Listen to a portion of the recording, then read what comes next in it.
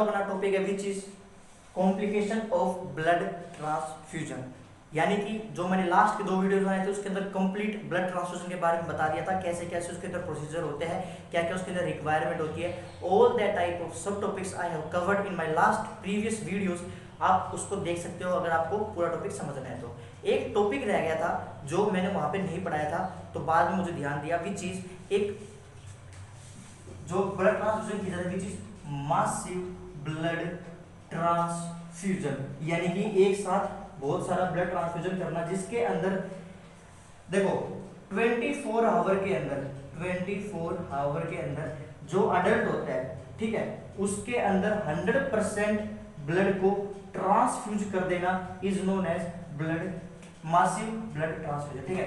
बाकी अगर बच्चा है, चाइल्ड है, तो उसके 3 आवर के अंदर 50% ब्लड को ट्रांसफ्यूज कर देना, this is known as massive blood transfusion. Ratio होती है 1:1:1, जिसके अंदर आरबीसी प्लेटलेट होती है और फ्रेश फ्रोजन प्लाज्मा FFP, ये 3 चीजें पाई जाती है जो इसके अंदर मासिव ब्लड ट्रांसफ्यूजन के अंदर दी जाती है। और बाकी 50 ml पर केजी के साथ में क्या दिया जाता है, ब्लड ट्रांसफ्यूजन किया जाता है, किसके अंदर, नियोनेट के अंदर या फिर चाइल्ड के अंदर। तो this is the massive blood transfusion, जो टॉपिक रह गया था मैंने आपको यहाँ बता दिया है। देन उसके बाद हम शुरू करते हैं कॉम्प्लिकेशन के बारे में, ठीक है, कि भाई इसका कॉम्प्लिकेशन क्या होता है ब्लड ट्रांसफ्यूजन का। तो सबसे पहले 2 तरह के कॉम्प्लिकेशन होते हैं, विच इज देखो 2 तरह के इसके कॉम्प्लिकेशन होते हैं। सबसे पहले उठाएंगे कौन से वाला, अर्ली और इमीडिएट एंड डिलेड, ठीक है, इसका होता है डिलेड ट्रांसफ्यूजन।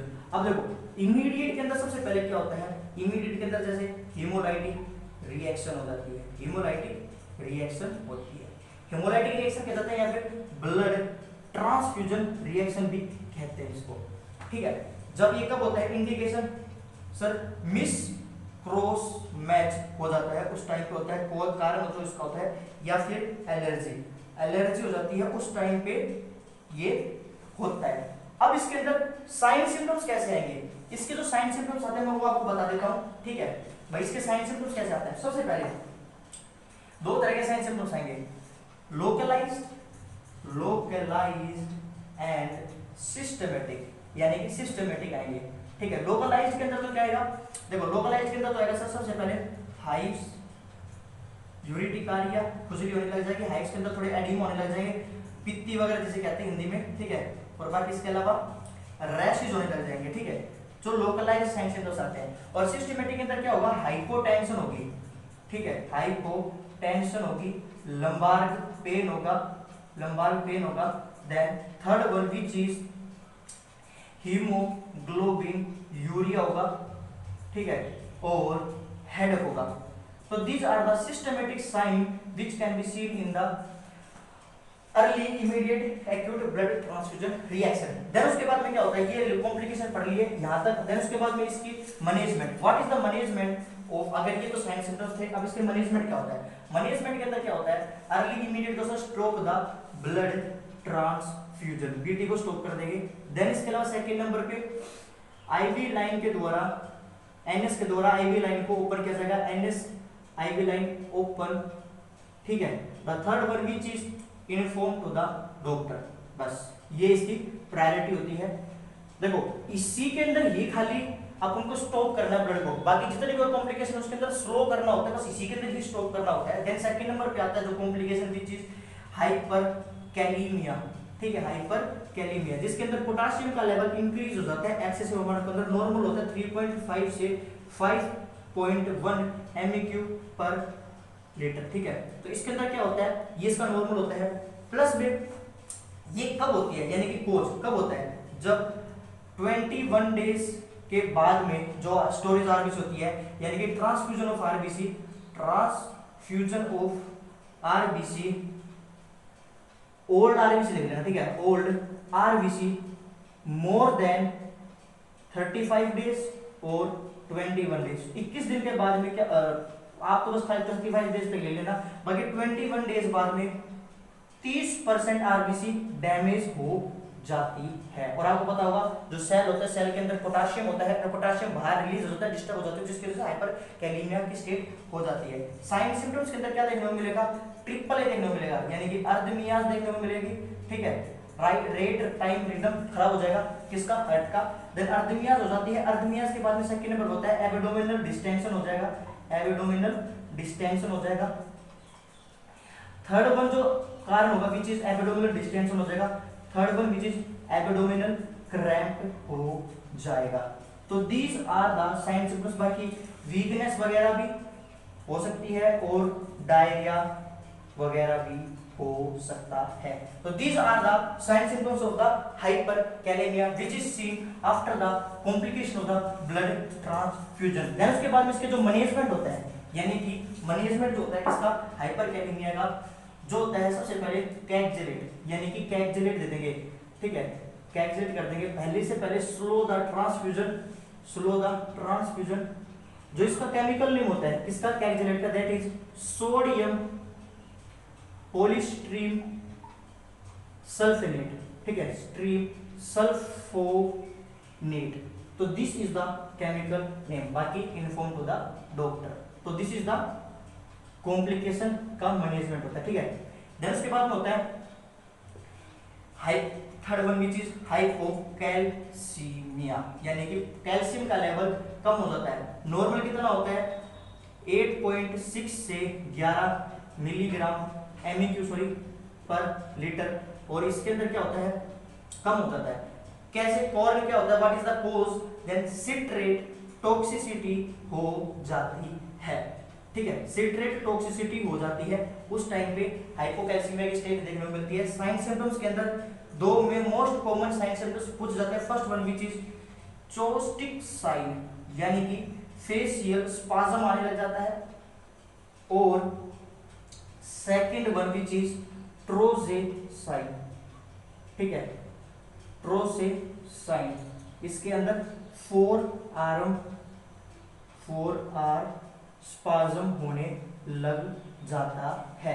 ये कंफर्मेटिव कैसे होता है सर, बीपी कफ यूज करते हैं ना, उस टाइम इसको कंफर्म किया जा सकता है, उसके ऊपर कफ रहेंगे तो स्पाज्म होने लग जाएगा। मैनेजमेंट क्या किया जाएगा इसका, ठीक है, मैनेजमेंट के अंदर जो इसका हाइपोकैल्सीमिया का मैनेजमेंट होता है दैट इज, सबसे पहले स्लो द ट्रांसफ्यूजन, यानी कि ट्रांसफ्यूजन को स्लो कर दिया जाता है। ट्रांसफ्यूजन स्लो हो गया। बाकी इसके अलावा कैल्शियम ग्लूकोनेट दिया जाता है, कैल्शियम ग्लूकोनेट दिया जाता है। 1 ml कैल्शियम ग्लूकोनेट लिया जाएगा कितने के अंदर, प्लस में 100 ml 10 ml NS के साथ में, ठीक है, ये कंपोजिशन होती है, इसके अंदर मिला दी जाती है। बाकी inform to the doctor, inform to the doctor. ये था किसके बारे में, complication related to the hypocalcaemia. अब आता है लास्ट के दो आते हैं विच इज, पहला तो कार्डियक ओवरलोड, यानी कि ज्यादा अमाउंट के अंदर अपन दे दिया जाता है ब्लड, तो उसकी वजह से कार्डियक ओवरलोड हो जाएगा, ब्लड की जो मात्रा होती है वो इंक्रीज हो जाएगी। तो क्या साइन सिम्टम्स पाएंगे, साइन सिम्टम्स के अंदर सबसे पहले जुगुलार वेन डिस्टेंशन होगी, ठीक है, ओके। देन उसके बाद में सेकंड नंबर पे क्या होगा, जुगुलार वेन डिस्टेंशन हो गई है। देन सेकंड नंबर पे जो होता है which is sir, jugular vein distension तो सेमी फाउलर पोजीशन के अंदर बहुत आसानी से पता चल जाता है, तो सेमी फाउलर पोजीशन देख के उसकी एक्यूरेसी चेक की जाएगी। बाकी इसके अलावा सर क्रैकिंग साउंड आने लग जाएगी, ठीक है, क्रैकिंग साउंड प्लस में कफिंग होने लग जाएगी, ठीक है, पिंकिश स्पुटम पाया जाएगा, ठीक है, पिंकिश स्पुटम पाया जाएगा, बाउंडिंग पल्स हो जाएगी, ठीक है, बाउंडिंग पल्स हो जाएगी। मैनेजमेंट क्या आएगा इसका, what is the management, management के अंदर एक तो स्लो द ट्रांसफ्यूजन, ठीक है, स्लो द ट्रांसफ्यूजन कर दी जाती है, और provide Fowler position, provide Fowler position, Fowler position दे देंगे, और डॉक्टर को इन्फॉर्म कर दिया जाता है, ठीक है, डॉक्टर इन्फॉर्म। तो this is the management of the किसका, कार्डियक ओवरलोड का, ठीक है। अब आखिरी जो पाया जाता है विच इज क्या होता है, कार्डिक ओवरलोड हो गया है, कार्डिक ओवरलोड के बाद में अपने पास में जो इसकी कॉम्प्लिकेशन होता है आखिरी, that is iron toxicity, iron की टॉक्सिसिटी हो जाती है, ठीक है। कोज किस कारण की वजह से होती है सर,